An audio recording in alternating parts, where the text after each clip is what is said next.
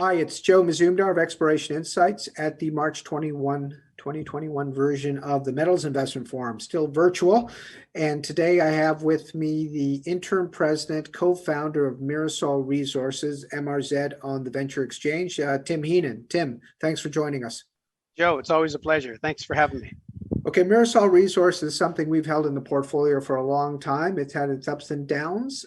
Last year, COVID related, a lot of the news flow was actually held back because you're obviously in Chile and Argentina, but now you still got cash based on prior success. So what should we look forward to this year that we didn't see last year in terms of Mirasol's news flow? Okay, well, I think we're certainly out and running now. A lot of the delays that we had because of COVID, we worked through, and some of the projects are now fully online, and other ones coming up here very shortly. At the moment, I've got 2 drill programs currently ongoing, and that's Virginia, where we started drilling last year, actually in conjunction with our partner Silver Sands Resources. They're financing, and Mirasol is actually operating that project. We started in Chile in Inca Gold, where we're in partnership there with Newmont. We started the rods turning about 2 weeks ago there. So that project is well underway. And by the end of the month, first couple of days of April, we should be starting up in Santa Marcelina, which is another in-house funded program by Mirasol. And then, of course, down the line after winter, when the snow clears off the Andes, the joint venture projects will be getting underway as well up in the high Andes.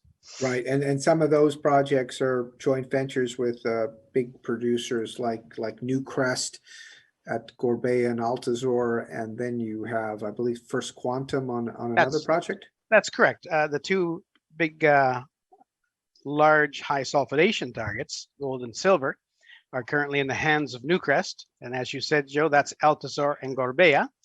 And First Quantum is in our Coronation project. So those ones will be getting up and running here. We're kind of shooting for October now, once the snow clears off the Andes. So there'll be an avalanche of news prior to the end of the year from those 3 projects. Yeah, we probably don't want to use the word avalanche. Just in terms of just where you are, like for people to understand, like between Chile and Argentina, like in terms of news flow, you guys tend to operate the projects that you can operate that are cheaper to operate because they're lower elevation and you can work it all year round. And Inca Gold and Santa Marcelina sort of present that sort of opportunity. Is that right? That's correct. We obviously don't want to take on a big copper porphyry project or a high elevation high sulfidation project, which are very drill intensive and very, very costly. So we tend to stay into the lower elevations where the logistics is easier, the exploration cost is lower, and also if we can move them ahead on a 12-month basis, such as Inca Gold, that's a real win for us. Right, and the other advantage, I mean, for you guys must be that, I mean, because, when I used to live there, again, you were down there already 5 or 10 years down in Santiago. Now you're in Mendoza in Argentina.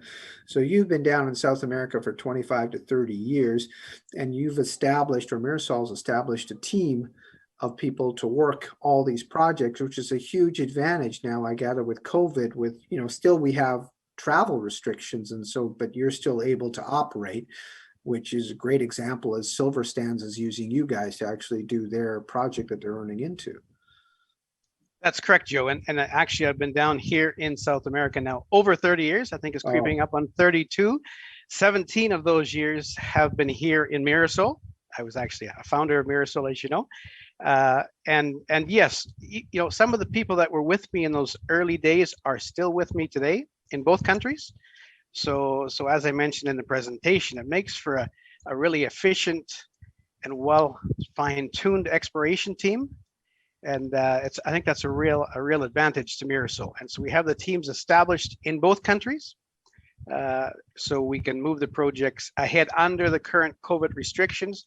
Makes things a little slower. It makes things maybe a little bit more expensive, but it certainly doesn't halt us from doing what we plan to do. And we're currently carrying out the work we had planned to do making sure that we adhere to all the local restrictions and protocols and procedures that are set out by the governments in both countries. But we're certainly moving forward in both countries. Okay, I mean, so going forward right now, like what could a potential investor that's interested in, leveraging themselves to your current enterprise value look for in terms of catalysts for Mirasol over the next 6 to 12 months?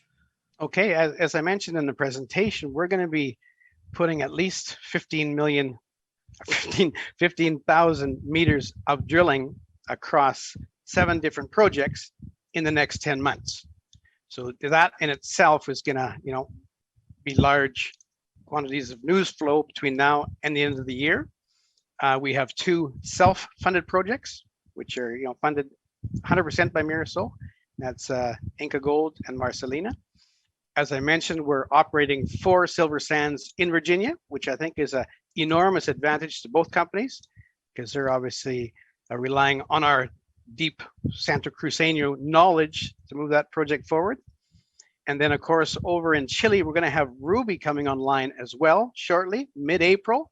We're going in there to do at least a 2,000-meter drill program on those last 2 targets, which are Zafiro and Lithocap. So again, in that case, Mirasol will be operating and MDF will be financing. And then come spring in October, we're going to have Altasor and Inca, or Altasor and Gorbea moving forward with Newcrest, and also the Coronation project that's in the hands of First Quantum also starting up. That First Quantum project with Coronation is really interesting. As you know, that's kind of a newly emerging porphyry district, just starting to show its colors. So we're happy to have Coronation starting to emerge in that district. And we'll be looking forward to getting some information come October, November. Okay, and then based on your prior success of selling assets, you are pretty well funded to deliver all of this. Exactly. We're currently sitting with about 13 million Canadian in the kitty. So we're more than able to carry out what we want to do between now and the end of the year, and obviously looking towards the years that come. Even without financing, we're still going to be pretty well funded. Okay. Well, Thanks very much for joining us, Tim. That's Tim Heenan, the interim president and co-founder of Mirasol Resources. And that's it for me, Joe Mazumdar, Exploration Insights at the March 2021 version of the Metals Investment Forum. Thanks, Tim. And thank you for joining us. And hopefully that was helpful. And good luck. Thanks, Joe, and stay tuned. Okay, will do. Cheers.